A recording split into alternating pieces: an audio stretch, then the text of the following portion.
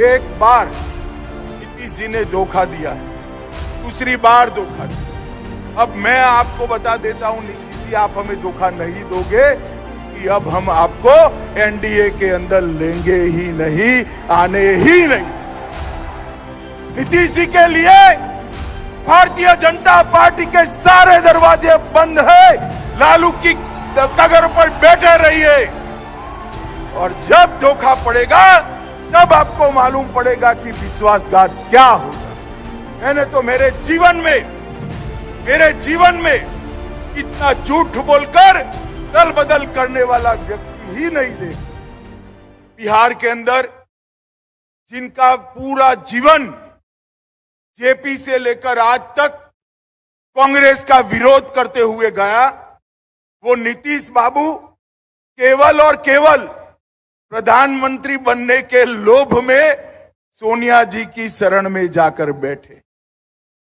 जिस नीतीश बाबू ने उस वक्त जनता पार्टी तोड़ी, क्यों? क्योंकि लालू जी की जातिवादी राजनीति और भ्रष्टाचार के खिलाफ लड़ाई लड़नी थी। वही नीतीश बाबू आज फिर से प्रधानमंत्री के मोह में आज लालू की गोद में जाकर बैठे। मैं नीतीश बाबू को पूछना चाहता हूं, नीतीश बाबू, हमारे प्रधानमंत्री जी कहते हैं कि बिहार के अंदर डेयरी की बहुत संभावनाएं है, बिहार के अंदर पानी है, बिहार के अंदर भूमि है, बिहार के अंदर मेहनतकश किसान है। बिहार में अगर ढंग से व्यवस्थापन किया जाए तो पूरे भारत में सबसे ज्यादा दूध उत्पादन करने वाला राज्य बिहार बन सकता। मगर आप मुझे बताइए, मोदी जी का ये विचार नीतीश जी कैसे करेंगे? क्योंकि पशु चाहिए दूध उत्पादन के लिए और पशु रखोगे तो चारा चाहिए। अब चारा छोड़ने वाले लालू के साथ राज्य का मुख्यमंत्री बैठ गया। किसानों का कभी भला हो सकता है भाई? जरा जोर से बोलिए, हो सकता है? मित्रों, हमने तय करना पड़ेगा। देश भर के अंदर गेहूं की खरीदी एमएसपी से होती है, धान की खरीदी एमएसपी के होती है।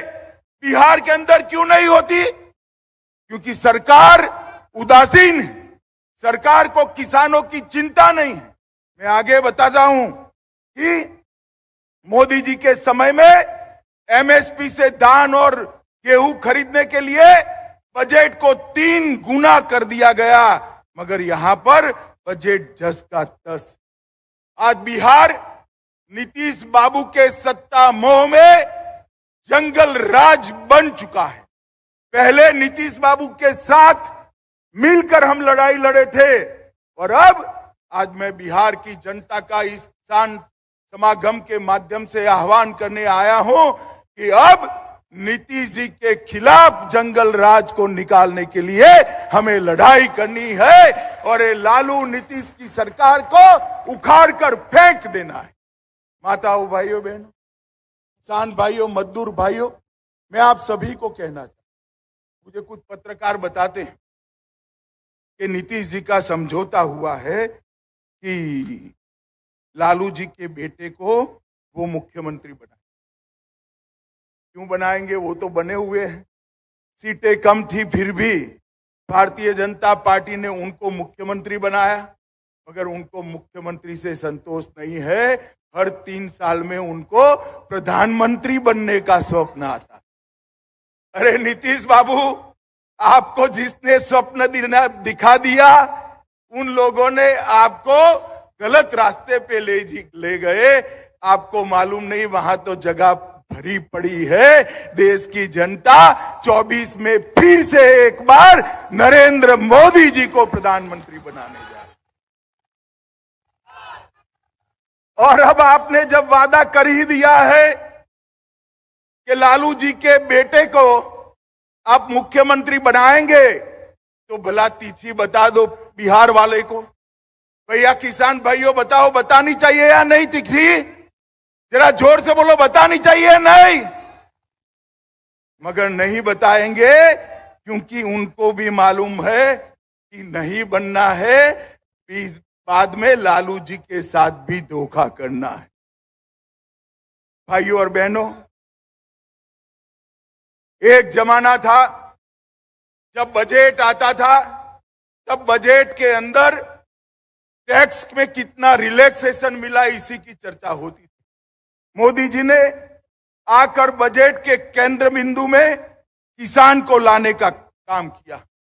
2014 में मनमोहन सोनिया सरकार थी, लालू जी की सरकार थी, तब कृषि का बजट 25,000 करोड़ रुपया था। ध्यान से सुनना, 25,000 करोड़ 2014 में। कितना था? जोर से बोलो, कितना था? और इस बजट में कृषि के लिए बढ़ाकर 1,25,000 करोड़ रुपया देने का काम ये देश के प्रधानमंत्री ने। यही बताता है कि देश के प्रधानमंत्री जी ने बजट के केंद्र बिंदु में कृषि को लाकर रख दिया है। देश का हर किसान, चाहे सीमांत किसान हो, छोटा हो, बड़ा हो, हर एक के बैंक अकाउंट में 6,000 रुपया सालाना डीबीटी से सीधा पहुंच जाता है।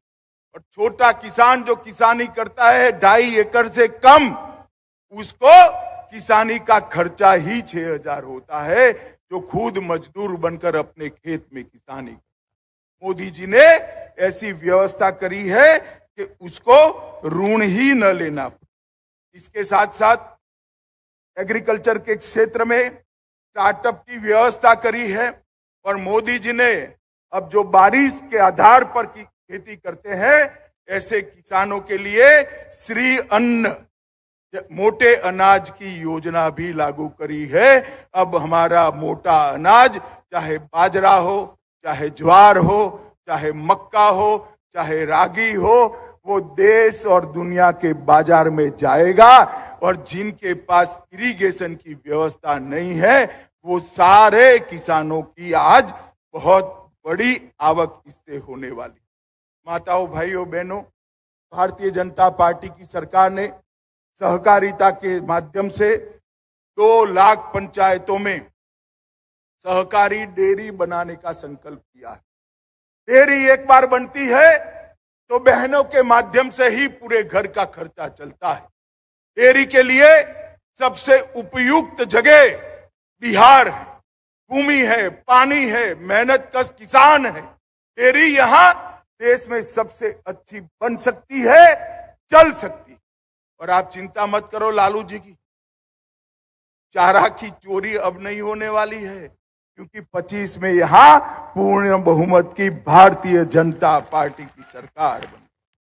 मित्रों, मोदी जी जो 6,000 रुपया भेजते हैं, अब तक 12 किस्तों में 2.25 लाख करोड़ रुपया, मैं फिर से एक बार अमाउंट बताना चाहूंगा, 2.25 लाख करोड़ रुपया किसानों के बैंक अकाउंट में पहुंचाने का काम नरेंद्र मोदी जी ने कर दिया है। और इसके माध्यम से ढेर सारे किसानों ने अपने जीवन के अंदर एक समाज परिवर्तन को महसूस किया।